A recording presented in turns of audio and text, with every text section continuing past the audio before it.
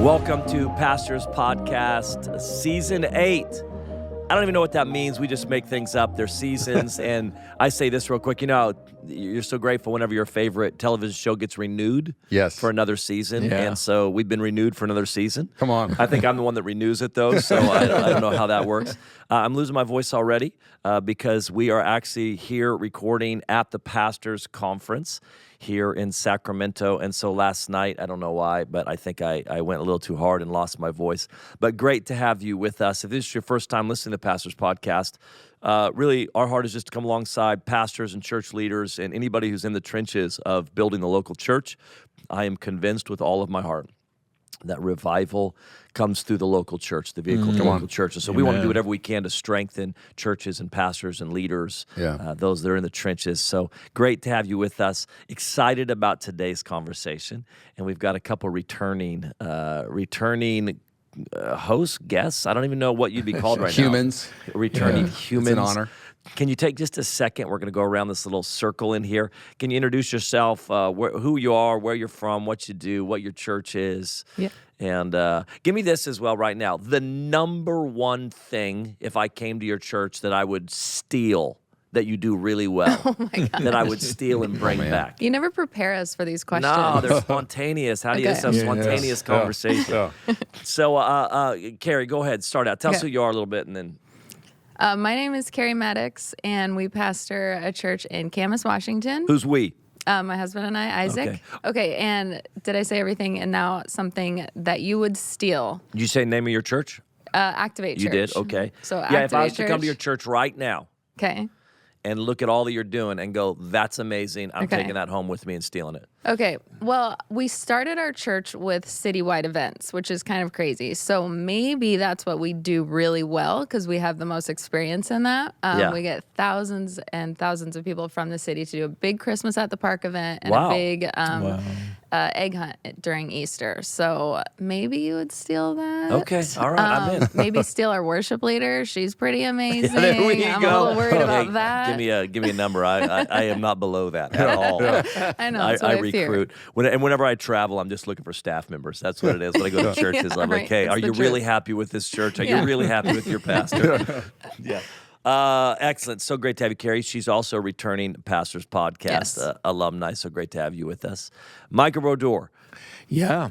My name is Michael. I am on staff here as an associate pastor, and I pastored in San Francisco for 33 years and then moved up to Redding, and I was a teacher at the School of Supernatural Ministry there for about 12 years, working primarily in the area of church leadership and planting. Yeah. And so it was amazing. I don't have a church to be able to steal something from. I want to tell you about San Francisco. So I preached for years at Michael's church in San Francisco. In fact, they were what God was doing at your church through renewal and revival was really profound for years. Yeah. Michael also currently is actually working with and mentoring, coaching and mentoring pastors and churches all over the place. Right. Has a great ministry called Pastors Coach. But tell us when you were pastoring in San Francisco, because I went, and then even before I started coming, we were hearing stories of what God was doing at the church down there before I'd even met you. Yeah. And during some of those days, if you were to look back a little bit and say, in all the years we were there, we did do this really well. Well, one thing I think probably we got it from John Wimber was really the issue of how to wed the supernatural and the super practical, and how to make those two things kind of keep rising in relationship to one another, ultimately so that neither one was compromised to achieve the other. Yeah, I love that. That was really the heart. I find actually people have a real hard time with that. Yeah, it's actually interesting. Somehow trying to figure out how do we pursue the presence of God, the supernatural activity of God, the Holy Spirit moving amongst us, signs and wonders, and yet just be really practical in what we're building and how we're raising up leaders and how we're reaching the city. So I love that. Well, it's great to have you on the Pastors Podcast as well, Season 8. Excellent. And back again. All the way from the Bay Area. Let's go, baby. Tyler Johnson, Mission Church, Walnut Creek, California. And then what you could steal from us, that is a hard question, by the way. But if I'm going to pick one, it might be like our small groups, our community, our marriage ministry. We have hundreds of small groups, thousands in them. It's unreal kind of thing God's breathed on. Wow. Tell me real quick, because pastors are out there listening to this right now. Your story's phenomenal. We've been friends for a while. Yeah. And first of all, are you a diehard Warriors fan? Because you're from the Pacific Northwest. So because do you have to be a Portland fan? If you were you a Sonics fan growing I up? was a diehard Seattle Supersonic. I mean, So like Gary Payton. now that they're Sean Kemp. gone. Oh, I hate the Oklahoma City Thunder. Yeah, so now They that got they're stolen. gone, you're free to pick another team. And yeah, so I am a diehard Warrior. Steph actually lived down the road from my duplex when I first moved to We Boulder. had to say duplex. Yeah, I had the duplex. He had the mansion, and so I love the Warriors. I mean, go to games. Got friends who have courtside seats. I love the Warriors. Diehard. Yeah. Okay, here's the real question. Yeah. Are you a Draymond Green fan? You love them, and then you pray for them, and you forgive them. It's a weird cocktail. Everybody I talk to, they're toxic like, when he's on relationship. your team, you love him. Kind of. Still a little toxic though. It's a toxic relationship. Hey, tell a little bit. We're going to jump into the topic for today, but your story is actually really awesome because, you're coming out of COVID. All of us were coming out of COVID, California especially. Yeah. I mean, if you're in Texas or if you were in Alabama, if you were in Georgia or Tennessee, Yeah. you didn't experience what we experienced out here in California. All right. worst. In Babylon. Yeah. But the belly of the beast. the belly of the beast. You guys had planted, and we're only how old were you when COVID We hit? had a 2-year anniversary, and then the shutdown happened. And 2 years, you're still trying to get off the ground at 2 years. Yeah. I'm just saying Yeah. in church Yeah. timeline. Yeah. You hit it. It's a pretty, we may talk about this in the podcast, a pretty discouraging time having to come back and all that. Yeah. But then the Just the Lord's worst. really breathed on some stuff. And your church is just exploding with growth, but not just Yeah. numerically, but depth and prayer and community. Yeah. When you look back right now, like what's that story? Like, The formula, right people, right place, right time. I Yeah. can take zero credit for it. Yeah. I feel like we got cut down to a stump during COVID, and then we just started praying every week and showing up and doing very similar things we were doing the first few years. But, man, when God breathes, he breathes. Yeah. Wow. Just trying not to mess it up. That's kind of my goal. yeah, So good. here's Yeah. the good, Yeah. that is a good goal. Yes. Well, one of the things we want to talk about today, and we'll segue in because part of your journey has been actually walking through fire and walking through a testing. Last night at the pastors' conference, we actually started the whole pastors' conference with just a word on being tested by fire and the concept that when the call of God comes on your life, or when you get a word, either when you have a call of God, when you get a word from the Lord, that most of the time the next step isn't the word, but a testing that happens. Yes. Yeah. And the story that we tell is, in Exodus 3, God shows up to Moses, says, here's what I'm going to do. I'm going to bring the Israelites into a spacious land flowing with milk and honey. Yeah. And then once they get through the exit, once they get through the plagues and they get to the Red Sea, in Exodus 15, the next step is 3 days in the wilderness with no water. Yeah. So they have a call, or they've got a word for a land flowing with milk and honey. But the next step was 3 days no water, and then when they did find water, it was bitter. And so just talking through that thing that the Lord actually brings us into seasons of testing. It's what Peter's talking about. Rejoice when you encounter seasons of trials. And then we just mentioned as well, not to preach this again, but we just mentioned the sower and the seed. It talks about, when the seed comes and it's tested, it says it goes through trials, pressure, when you experience trials because of the word. Yeah. Yeah. So the that's Lord right. plants something, and that's about to bring some testing. So we talked through a bunch of that stuff. But one of the things that I'm always surprised by, and even last night, the feedback you get immediately is all of us are going to have stories, and I want to hear some of them, about how you have a call, a word, and then you kind of walk through a season of fire. It could be delay. It could be it didn't look like what it wanted, whatever it is. I'm continually surprised by how much it surprises us. Yeah. Yeah. Yeah. I'm like I know this stuff. Like Yeah. it's amazing, and it's Yeah. it's kind of that thing of like, as a visionary, I get a call or a word, and I immediately have a timeline attached to it, Right. Yeah. and I immediately have a picture of what it's going to look like. Yeah. But nowhere in my picture, nowhere in my visionary nature, nowhere in my timeline, Right. nowhere in my picture is a season where that word's going to get tested with fire. Yeah. You know what I'm Right. saying? Yeah, I'm yeah. like, I'm Yeah. going to plant a church, Yeah, yeah, yeah. and Yes. I've got a vision of what that church looks like. Yeah. You're in but nowhere in your vision Yeah. Right. Yeah.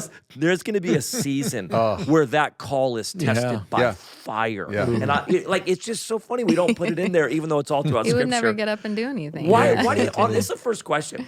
Why do you think, as visionaries and leaders, we're constantly surprised Yeah. when there's delay, when there's pressure, when there's a trial, when there's fire. Like, why are we so surprised by it? Why does it hit us, blindside us every time? Yeah. So right. Well, visionaries are outcome oriented.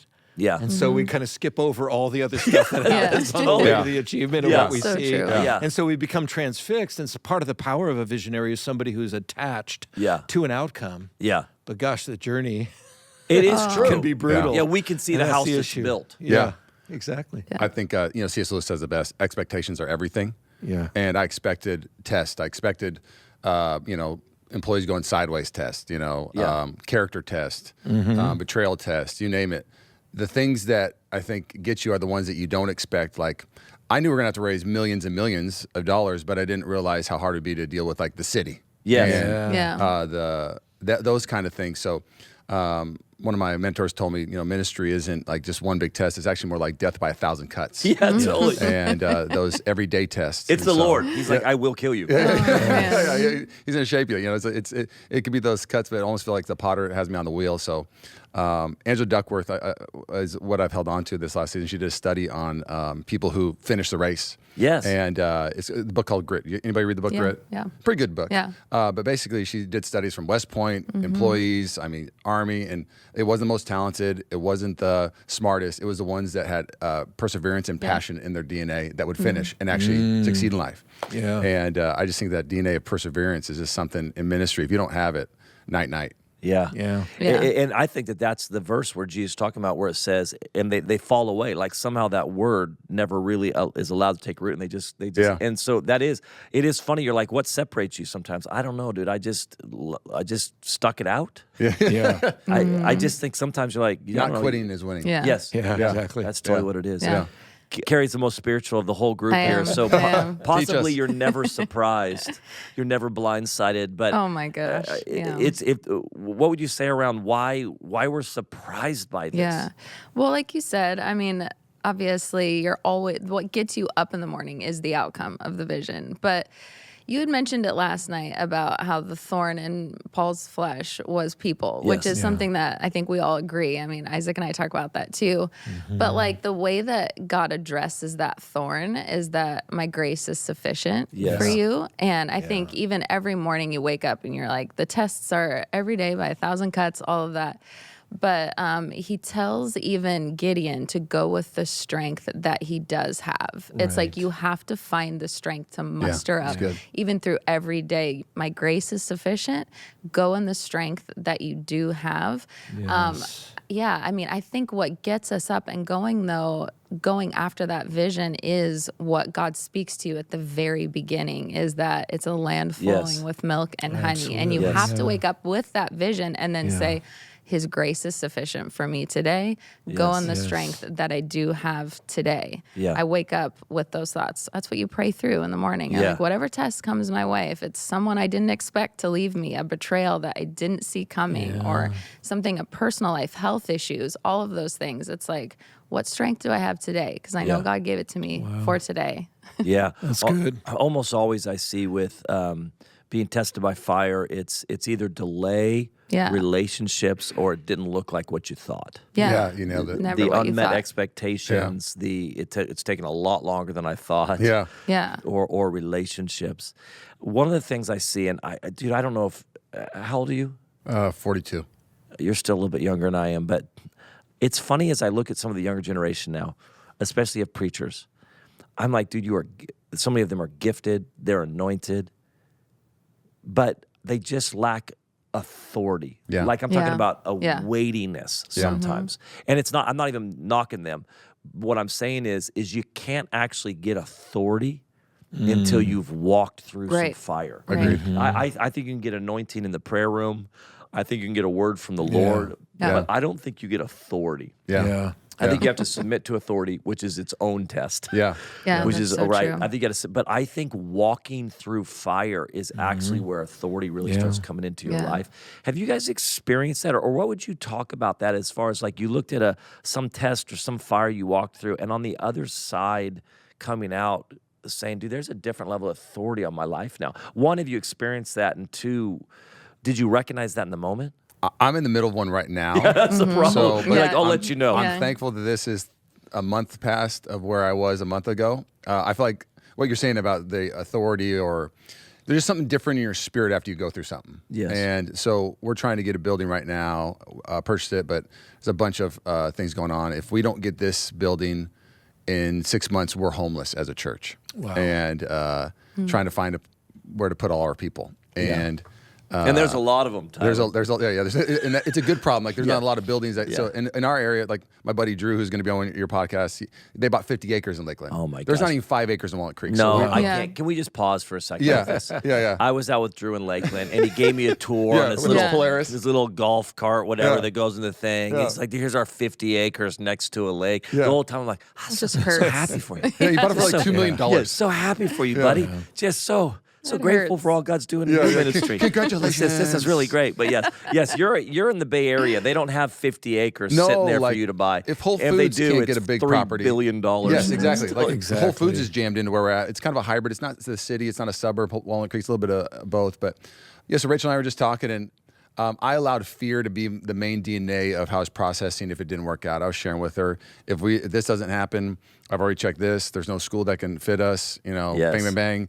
And as I'm just puking, because I think there's a difference about processing and puking the journey. And I wasn't processing, I was puking. That's good. And I got done talking, and then Rachel got really quiet, and she was eating her food, and her hands were kind of shaking. I was like, "What's wrong?" She's like, "Nothing. Just Mission Church is done in 6 months." And Been a good ride. Oh, it was terrible. We were in Napa trying to have a date night, and I caught myself, and I literally thought of 3 years after Moses' appointment with the Lord of saying, "Hey, I'm going to bring these people out." Yes. And it's the worst camping trip in human history, that 3-year run of grumblers and complainers, and the Lord says that I'm going to bring Caleb into it because he has a different spirit. Yeah, And that's good. we're on this side of the journey, and I know God's going to deliver. I know He is. And I made a decision that day. I told Rachel, I was like, from here out, I'm going to walk around Jericho with joy and worship. I'm going to walk with a different type of spirit. Yeah. I started doing studies. I found out you talked about complaining last night. The average person complains about 30 times a day. Stanford did a study that literally shrinks your brain and makes you stupider. Like your hippocampus shrinks and your emotional capacity goes down when you complain. Yeah. So when you have the wrong spirit, Yeah. it's almost like synergetic in the wrong way. Yes. And so for me, I feel like one of the things that it's doing to my spirit, like you're talking about, like as you get older, when you go through stuff, you just go through it differently. And I feel like what God's doing right now, my spirit, as He's putting me through a test, is I'm going to walk around walls differently. I'm going to walk into unknown territory differently. And I'm only 3 weeks in, but it's amazing when you at least identify what He's You're trying to do in your smarter spirit. already. I'm smarter already. I'm waking up with a different faith. Like, Totally, God, thank you. yes. You put me in the belly of the beast. Yes. There is no ground here, but we're going to get ground. You're the one who delivers it. It's our Yes. Goliath. Yes. And so I can't wait to be able to be on the other end of this and then be around a young guy who's 30 or 20 Yes. and then to share it with a different authority because I've been through it. Yeah, that's good. But I'm still in it. So Yeah. Yeah. Well, try to find a 1,000-seat auditorium in San Francisco. Yeah, totally. Totally. yeah. I mean, You we guys are were in the like same so boat, yes. limited, and it was Yes. such a challenge and such a trial, and Yeah. gosh. But, I think one of my favorite verses around this is in Psalm 105, where it's talking about Joseph, and Yeah. it says, until the word of the Lord came to pass. Come on. The word of the Lord tested him. Yes. Like he had such a strong man. word from the Lord. He had such a clear, unmistakable, Yeah. confirmed That's word. good. And yet he went through boom, boom, boom, boom, Yes, boom. yes. And we started out in San Francisco full on for revival, 7 years as an associate, and then we planted in 84. And we ended up in this dynamic where we were seeing signs and wonders, phenomenal outpourings. I mean, people were getting saved all the time. We had, just probably a net 50% growth a year or so during that time in San Francisco, which was unheard of. But, we got sideswiped by a few trials that just hit us hard. One, 2 of my kids were attacked by a neighbor, horrible thing. We went into some of the people problems we're talking Yeah. about where people ended up just, becoming judgmental in the midst of our processing, all those things. Anyway, the church keeps growing, our family keeps going down. Wow. So we had to process it. And again, we're still processing elements of it Yeah. now after 30 years, Yeah. but the depth of hanging on to Jesus, the depth of doing all you can do to stand therefore. Yeah. The issue, one friend of mine said, you're quitting impaired. That's your problem. And so it's like, again, coming to a place where all of a sudden what I thought was going to happen isn't happening. Yeah. But the shift that's taken place is in many ways much more rewarding. Than had I achieved what looked like it was going to happen in the throes of all the challenges and issues in San Francisco. And I think that that's what you talked about, that we're so outcome driven that sometimes we have an outcome in our head and the Lord's like, oh, I got a different outcome. You nailed it. And that's, I think, the hard part sometimes. It's interesting as you're talking, Michael, right now. I realize that we walk through fire, we walk through seasons of testing, but we think the Lord's just trying to build our church. Yeah. When the Lord's actually trying to shape and mold us. Do you know what I mean? That's part of it sometimes. Is like the Lord's like, oh, no, in my grace, I'm actually going to refine you. I'm going to shape you. I'm going to grow you. Yes. And there's those times when I come out of that, I'm like, gosh, I don't know if I want to do that again, but I would never trade it either because who I am is more mature, more in love with Jesus, more humble. And so it is interesting, even as we're talking right now, I'm like, so much of those seasons of fire, I remember as a youth pastor, I look back right now and I'm like, I just think the Lord just shaped me I'm like, I feel bad for the kids. I'm like, sorry guys, I think the Lord just took 10 years to shape me while I was youth pastoring. Exactly. And I think we think the Lord's building my youth group, and the Lord's like, hey, I'm actually building you right now. And He can do everything on multiple levels. We know that. But you know what I'm saying? Even as you're talking, you're like, the Lord's like, no, Michael, I want to do something in you through this. Not just your church. Or the question is, does discipleship ever stop? Yes. In other words, is that always the primary? In God's mind. Even when we hit the sort of the success markers. It's like, no, I'm still about you. I'm still about shaping you, humbling you, bringing you closer. You know, I think that's the reality. That's amazing. That's so true. I mean, I would say the personal side of things, I mean, we obviously have our church that we're pastoring through, but then you walk through so many personal things, like what you were saying. Isaac and I both lost our moms to cancer. His was very sudden. It happened within a month. We didn't know it was coming. And so you're pastoring these people, but you're also experiencing this depth of how God is shaping you. But then you come back into your church and you just see people differently. You hug people differently. You love them differently. I mean, I can't not cry when someone's telling me a health issue or something that their family is going through.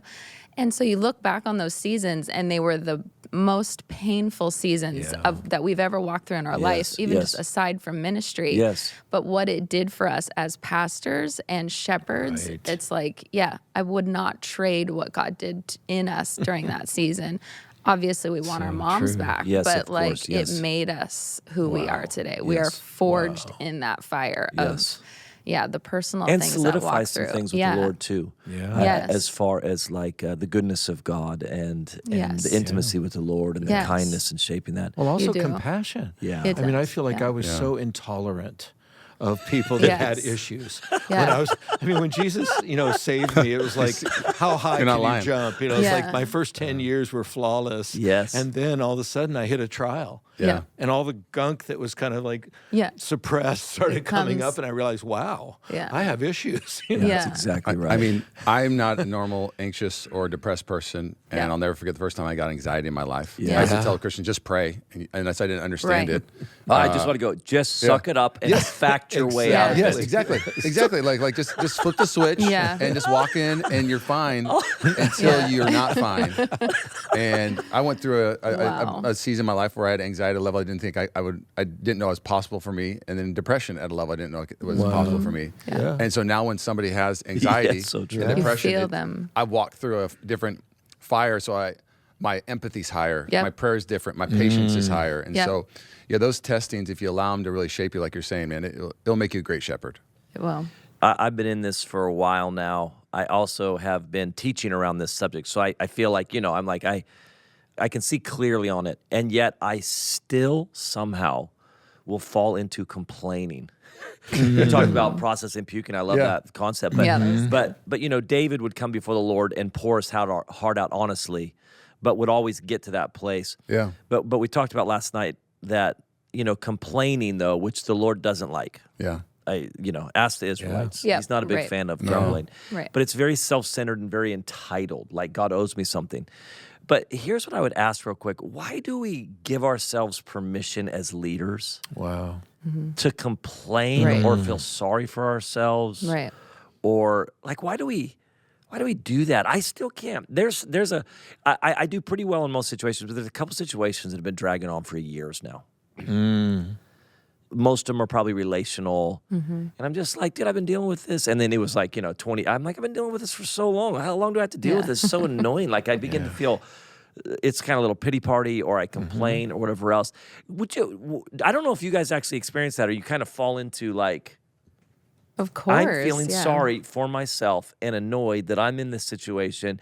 Tyler doesn't, because he's just so positive. But Exactly. do you guys fall into that thing even as leaders right now? And one, why do we get there? Two, how do we get out of that? Yeah. I think what's crazy is you read the Psalms and how David is expressing his complaining and stuff, and we think like we justify it because he's doing that, but we don't realize is that's through his prayer. Like he's doing that in his prayer life. right. But as you were saying, And like at the how end of you're the talking, Psalms is out of it. Yeah. Keep going. Yeah. But as you were saying, how you're like, it's your wife. You can talk to her and tell her like all the bad That's things and all interesting. that. And then you don't realize how it's affecting each other. But you're like, but we should be able to do this. We can vent. But Yes. those words aren't in the Bible. Like, where does it ever nailing say it. that? Like, let's vent to one another. Yeah. But that's not Yes. it. That was his prayer life. That is So a you have to great be able to word. deal with those things in your prayer life. And that's, I mean, that's how you got to make it through, is venting to the Lord if you want, but you're complaining to God. And so he Okay, can that's process an interesting that through. insight I haven't seen before. That ultimately, when I'm venting or confused or hurt or annoyed, I'm pouring that out to the Lord. But when we begin to pour that out To people. to people, Yes. Yeah. You have nowhere that's to when it's pour. harmful. Yeah. boy, that's interesting. Yeah. That's a great insight. And I think like I couldn't agree more with you. Like that's my shift the last month, and I've seen in my spirit is I start the day with a declaration. The Timothy verse, he didn't give me a spirit of fear or timidity, but a power and love and a sound mind. And I speak that over my life. And then there is like a grace muscle to process like your pain, to process your frustration. Yeah. And that's with the Lord. And then there's got to be like 2 or 3 people I call like that need to know everything about you. Yes. No secret sin, all that kind of stuff. Like positive Pete who never talks about anything being bad. I get nervous for that person more than anybody else. That's true. That's true. But hey, this is what I'm going through. Will you pray with me? That's not complaining. That's processing. yes, Right. yes. And even then, I would say that for me, what I find ugly in me is when I am beginning to approach the Lord or even processing with people as if I'm owed something. Yes. Yes. Oh, I couldn't agree more. Because Tyler, you would believe this. God doesn't owe you a building. It owes me nothing. You know what I'm Yeah, saying? yeah. If God says, I want you to meet in the park. Yes. Right. Yeah, 100%. And that's where I've landed. Yeah, that's what I'm saying. So, Yeah. but I'm saying, but we aren't in that mode sometimes. Yeah. Right. We're frustrated with the Lord because we don't have the dream Yeah. that He gave us. Things haven't looked like we thought they would. It take longer. That I actually have to exercise faith, guys. We get irritated when we have to exercise faith. Yeah, when you have to You're trust. in a spot right now Oh, where you're yeah. having to exercise faith. Yeah. But at the beginning of that thing, I'm irritated by this. Like, it's like I don't ever want to have to exercise faith. I don't ever want to have to believe God for something when I can't see it. Yes. Yeah. When it's not manifesting. Yeah. And it's just amazing how much I give myself permission. This is where I think David's so different. He didn't give himself permission to stay there. There you Right. go. Yes. He always said, I will. Yeah, I and will he- praise. At the end of the psalm, Yeah. he's Yep. found his way back. And I will, think we yeah. give ourselves permission to sit in this stuff. But that's what's hard for me. Like, even as you're talking about your building, it's like he doesn't owe it to you, Yeah. but you know that he wants those people to have a church and Yes. to have a home. So you're like, don't you feel like you're always kind of balancing? Like you're like, claim it in faith, but you're also like, you don't owe it to me. So where do you find yourself in It's the when middle I'm of irritated, though, I guess. Yeah. I guess you'd be. It's Yeah. when I feel I'm irritated. It's just funny. Like, I get irritated when Because I you have don't to want have to faith. go Right. through the process of it. I have to Yeah. believe for my kids. I have to Yeah. believe for this. And Yeah, I mean, Yeah. to give you a shout out. I mean, when this is 10 plus years ago, but when you shared the hide and seek illustration Yes. about God wants to be found, it's the spirit in which I seek Him. Yes. It's Right. the spirit in which I seek the promise or seek what I believe by faith. If God's like, okay, go look for it. Oh, why I got to look for it. Like Totally, yes. Wow, Deli- that's so true. He Yeah. delights Just in give it to me. Exactly. But, Yeah. And like I'm annoyed to go look for it, but Sheesh, that's God good. delights in us seeking those things out. He's like, I can't wait for you to find what I've hidden for you. I didn't hide Good it for way you to to say punish it. you. I hid it for you to develop you. Right. And so the spirit in which I look now is what I'm trying my hardest in my heart. And so, Well, one of the other roots for me of just that frustration, I went through a little season around the holidays where I was just kind of getting that Yeah. entitlement kind of, wait a minute, God, you promised, and Yeah. that little sense of, and I really believe the key for me is, first of all, I need to learn to process my pain in the presence of Jesus. And if I process it in my own self, or I process it with another person, so good. without going to God, then Yeah. obviously I'm in a mess. But the second thing is, And I have a counselor, just to put it out there. We're not like saying you should. Yeah, totally. Yeah. I keep going. Well, Yes. and then God also, was pinpointing some lies that I was believing. And that's part of the issue for me is that, good. there's a certain point at which, you sing a song about God's faithfulness and you say, yeah, but, Yeah, but Yeah. you weren't faithful in this situation. And really the Lord led me through a series of different disappointments and challenges and showed me how in every single case, He was faithful. yeah. And I just had to humble myself and eat my words that like, hey, God, this didn't work out the way you said it would. And no, actually, it was really on you because of these things. Yeah. So again, that processing really helped me. I don't want to hear that, Lord. Honestly, literally, I've been just spending the last few weeks in chapter 2 of Philippians. Yeah. Let this mind be in you. He made himself of no reputation. Yeah. Like he took on the form of a servant. It's like Yes. to just go as deep and as low as you can. Yeah. Yeah. You were talking the other day, we have a men's prayer meeting that Michael and I lead, and you were talking about that death thing until we get to that death. Talk about that a little bit, because Yeah. I do think the Lord, we'll just say this real quick. Whatever the Lord's doing in our life, it's unto our good. Yeah. Yeah. Yes. He's trying to shape Yes. us and Yes. mold us. Yes. He's trying to get us to a place of man. greater faith. Yeah. He's trying to actually go, you're going to believe me and you're not going to be entitled, and I'm going to purge stuff Yeah. out of you. And he is trying to kill those things. Yeah. He really Right. is. And so you've had a great word around that. The three things in chapter 3 of Philippians where it says that I might know him, the power of his resurrection, the fellowship of his sufferings, being conformed to his death, if by any means I might obtain the resurrection of the dead. It's like there's a cycle there that he's describing that ultimately the power of his resurrection cannot be known until we fellowship with him in his sufferings. In other words, fellowship, koinonia, we have it in common. I'm suffering, Lord, you suffered. But when I bring my suffering into relationship with yours, it's like it pales in comparison. It's like there's nothing there. But you have to bring it full circle into death. Like, in other words, when I'm embracing that fellowship of his sufferings, I got to go to the point where ultimately I die. Yeah. And then resurrection power can be brought. But if I abort that cycle, and just stay in my pain, that's where I start getting stumbled. Yes. And I can't stay there for long. I can stay there for a few minutes. I can stay there for maybe a day, but I have to bring it to Jesus, or it starts to breed that entitlement spirit inside of me, that self-pity issue, that sense of woe is me, and that's really where I get stumbled. I think for me, one of the biggest trials, and we'll have a podcast on this, just on this subject, but the issue of betrayal. Yeah. Yes. The issue of people that leave, the issue of people that talk bad about you, the issue of people you've walked with for so long and offense has gotten in. And that's one that I begin to feel sorry for myself on. Totally. And I'm like, but then I kind of read Paul. And I'm like, oof, Yeah. Yeah. you had quite a few of this. Yeah. And then obviously Moses. Jesus. Moses and Jesus. I mean, Jesus himself. When I was thinking about it because you're talking about fellowship of sufferings. His sufferings wasn't just a cross. Absolutely. His suffering was also real betrayal. Yeah. Wow. By Judas and by Peter, and he experienced real betrayal. Yes. And so there is something like, I don't know who I am somehow. Wow. That somehow I'm over here thinking that I should never ever experience betrayal unless I'm upset with the Lord. That somehow, when Paul walked through it, and Moses walked through it, and Jesus walked through it. That always feels like it's an attack on your call. specifically, though, because it typically has to do with your leadership. Oh, it's Right. it's almost impossible for me not to take it personal. Yeah, well, It is a commentary. Impossible. It is a commentary on my leadership. It All is, right. and they want to tell you that you shouldn't be doing what you're doing. Yeah. And that's why sometimes it's so there's truth. personal.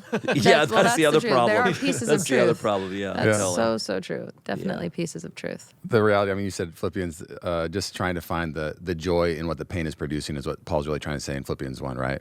Yeah. And I think when you do ministry long enough, you're either going to, and this is so, you've heard this, you get bitter or better, right? Yes. You know, you sour, you get sour, whatever you want to say. And the first 2 years of our church, we were 7 venues our first 10 months. It's not San Francisco, but Walnut Creek is very... It's a Bay Area, baby. It's a Bay Area, and it's Bay a Area. hybrid. It's not a suburb. There's no Absolutely. land, and so They're not super friendly to churches. Zero. It's not that they're anti-church, but I'm saying they're not like the South Yeah. where they're like, you know. no. It's, I mean, the schools wouldn't let you rent. I mean, Yes. it's someone's anti-church actually. Yeah, okay. I didn't want to quite Yeah, go I'll there, say but it. yes, I'll say it. You're there more. Not you're there. The way so they you would write the know. But I'm building saying they're code. not. Yeah, they're not trying to be friendly. No, no. To facilitate the Right. growth of churches. Yeah, exactly. And Rachel and I were our vacation. Like, we saved some money to go to Maui our first 2 years. They just rest. And it rained the first 3 days, and I was like, Lord, like I planted a church Yeah. for you. Do you know in the Bay what Area? I did Yes. for you? I just want some sun for 7 days to just recoup. Is that And too much to ask? And on day 4, the sun came out. I remember I was walking to a little coffee shop there in Maui, and I was like, oh, it's sun. And then I'm walking back, and it got cloudy and started raining again. And I got so mad. I was so upset. And I remember like this mom was holding this little 4-year-old, and it started raining, and the mom was holding the 4-year-old. And the 4-year-old's like, I hate the rain. And the mom goes, no, like, catch the rain with me. Catch the rain with me. And this 4-year-old's spirit, like, literally like, oh, we'll catch the rain together. And they started catching the rain. And I'm walking behind them. And I started like acting like I was like her kid. She was like, I was catching the rain with them. And, That's so cool. and I came back to Rachel and I said, for the rest of our days, we'll catch the rain. I found We're the gonna catch the joy. rain. We're gonna Yeah. catch the rain. On rainy days, we're gonna still catch the rain. And then a month later, I was not catching the rain. I was complaining about the rain. And I think what you're saying is some days when it gets really rainy, I have to remind myself if it's a betrayal. Like, I actually travel light. People are gonna hurt me. I forgive easy. It's the ones where I feel like, Lord, like, I expected you to show up and you didn't show up. Yeah. You know, you go through something in your personal life. Yeah. I went through a physical, you know, I have a thing with my esophagus that I have to manage, you know, every day basically. Wow. And I have to like, just, God, I'm going to catch the rain. I'm going to trust you. I'm going to trust you. And it always goes back to him shaping our spirit. That's so amazing, Tyler. Everything you're saying right there. And then it is true. What a picture. Right. I'm in Maui. I've planted for 2 years. This isn't 50 years of my life. 2 years. Yeah. I'm in Maui, irritated, Oh, annoyed. Frustrated. annoyed that it's not sunny, that it's raining. And I thought that is a picture. That's the picture for me, where I'm like, Lord, what have you done? I mean, this is Jesus who lived. I mean, guys, we know this, right? He left everything in heaven everything. to come take on flesh, walk amongst us, Yes. die on a cross as a sinless sacrifice, so so that I true. could spend eternity Yes. with God in heaven, Yes. standing righteous before Him. Right. And you're irritated about. But it's raining in Yes. Maui. While you're Yes. in Maui. And to be honest, While like, you're in Maui. life is sunny days and rainy days, right? No, right, but I'm saying that's the epitome of that like is my where, flesh. That is where we get. It's so Right. amazing. You California And then people you look talk at about the rain. Lord's like, look at the 4-year-old. That's you. Exactly. Yeah. That's why I left Washington though. I can't handle rain. I can't Hey, do it. we got rained out on our honeymoon for 14 days in Okay. Maui. Okay, Oh, you win. come on. You win. No, And, I'm- and we're hey, in listen. Washington, so Yeah, that's, oh, that's that's devastating. so We're gonna brutal. have the conversation. You're not going outside for 14 Yeah. days, anyways. Yeah, you're You're good. not You're going good. outside for 14 days.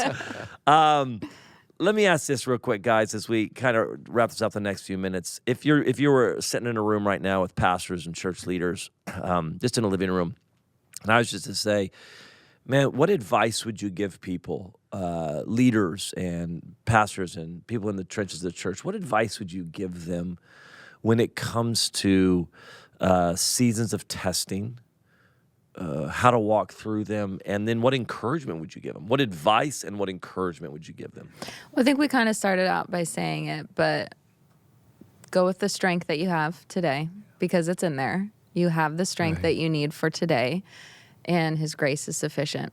He will supply everything that you need in that moment.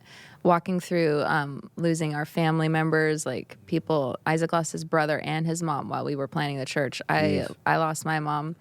And there was grace for that day. And you can't plan it all. And one thing I have learned about God and that vision that he gave us, so much of it even is generational. And I think I'm 42 also, and I'm just shifting into almost even a different mindset of knowing that maybe everything that God put in my heart, I mean, he even gave it to Moses, and Moses didn't get to see the promised land. But I know that can sound kind of depressing, but that I have kids that I'm raising, and it is generational. It is for even the next generation, that things that maybe he put in my heart. So good. I hope that doesn't sound depressing. Not that I'm not going to see the promised land, but it shifts some things when you're like, oh, I'm building like a church that is going to have a strong foundation. We planted churches. It's like you're starting from the ground up, but knowing that God is going to supply everything I need for this day, and I will see the things come to pass, but also building for my kids' future and for that generation right underneath me too, So good. Yeah. It's so Michael, what good. about you? What advice, encouragement? Gosh, probably two things. One is at the end of chapter 11 of Hebrews.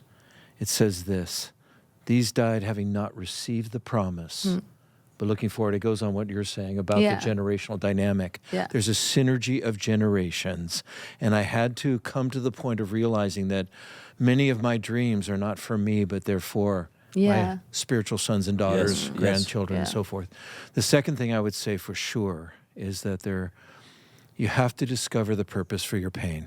Yeah. And once you find the redemptive dynamics that are at work in your life, and honestly, it can be through some of the most horrible things, losing loved ones, a physical problem that you're just going to have to live with at least for the near future, like the dynamics there. How do I process pain in such a way? Because I believe that what God does is he hooks us with a dream. He hooks us with a destiny. Yeah.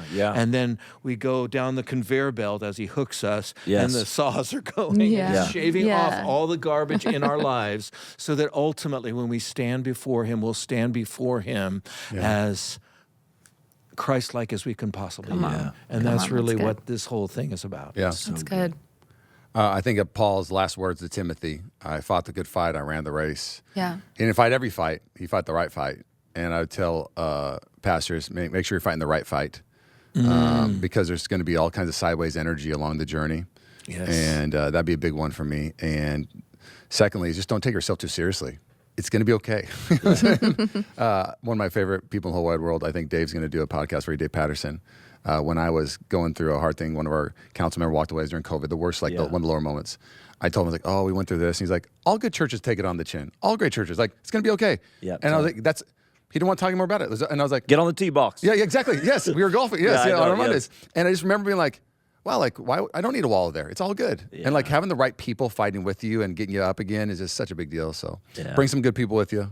Don't fight the wrong fights, and don't take yourself too seriously. Good work. Excellent. I do think what you're saying is important. I think it's when you're isolated that you stay stuck. Yeah, yeah. But when you've got some good people around you that are further down the road, are wiser than you, live some life, there is hey, dude, this isn't actually that big a deal. They minimize things in the right way and maximize the right things. Becky travels and speaks quite a bit, and she just called me, had a really tough situation, and called me pretty shook up from it, something that happened on the road in ministry.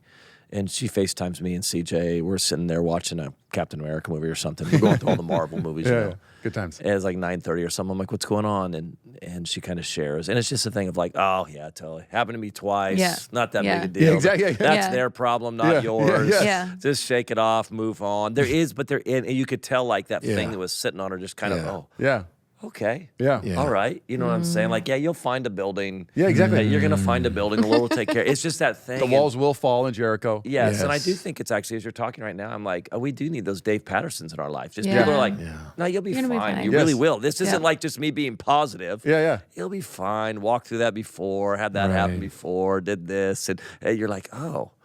All right, okay then. There is something different about that. Yeah. So true. Well, guys, I sure appreciate you taking time just to chat and talk through this. Thanks for joining us as well. Listen, we are currently at our pastors' conference here that we do in Sacramento. We do it every January. Come on. We'd absolutely love for you guys to join us. We have I think currently this year we have people that have come in from 33 states and 11 nations. Wow. Just for the conference. It's built for pastors, church leaders, and their teams as well. So a lot of care. You guys brought a bunch of your team. 23. And so Wow. we just really would love to have you be there. But we also have launched. We did our first one last year in June in England, really for the UK, and then people that can come in from Europe. So we're going to be again in the UK, in London this year, though, in May 21st to 22nd. You'll hear more about that. But if you're a pastor, church leader, your teams, we'd love to have you come and join us. It's going to be a great time. I'll be over there, Pete Gregg, Corey Russell, a whole bunch of breakout speakers. So we'd love to have you. You can get more information on the website. Guys, listen, we're with you. We really mean this, all of us in this room right now. I mean, I think one of the biggest things we love doing is just telling pastors, you're doing a great job. Keep it up. We're with you. Keep going. We're believing God for revival and a harvest in your city. So thanks for jumping in today.